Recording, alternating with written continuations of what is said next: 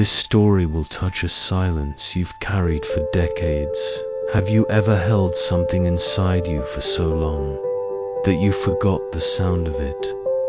A silence so deep, so old, that it became part of who you are. Miguel was 58, a quiet man, strong hands, fewer words. He worked as a janitor in a music school every day. He swept the halls, emptied the bins, and dusted the pianos. But never, not once, did he sit down to play. The children called him Mr. Miguel. He smiled politely, nodded often, but no one really knew him, and he liked it that way, at least.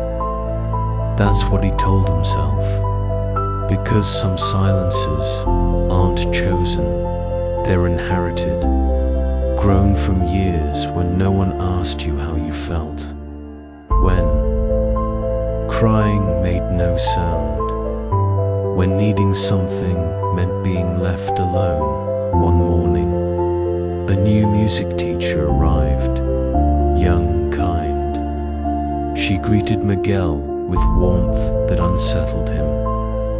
"Miguel," she said, "would you help me move an old piano in storage? I think it still has life in it." He followed her. The storage room smelled of dust, memories, and time. In the far corner stood a piano, weathered, silent, forgotten, just like something inside him. His breath called same shape, same scars, just like the one in the orphanage he grew up in. Back then, he wasn't allowed to touch it. He'd sit behind the wall and listen to the woman who played every night. Her music was the only thing that held him together, even if she never knew he was listening. Later that evening, when the school was quiet and the halls had emptied, Miguel returned to the storage room. He sat at the piano. His hands hovered over the keys, hands more used to mops and tools than music. They trembled slightly, not from fear, but recognition. He pressed one key. A single, tired note filled the air. It echoed, and with it came something unexpected.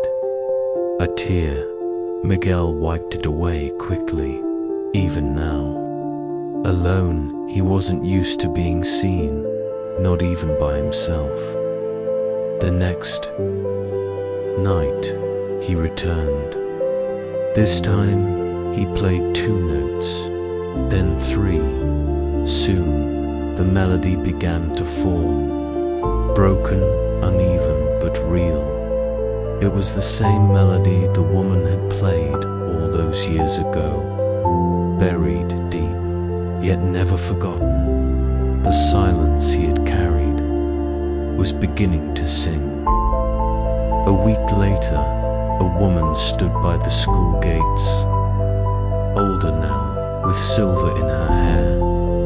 But Miguel knew her the moment he saw her. The music teacher from the orphanage. They didn't speak at first, just stood in that quiet, shared recognition, the melody still echoing between them, even in silence.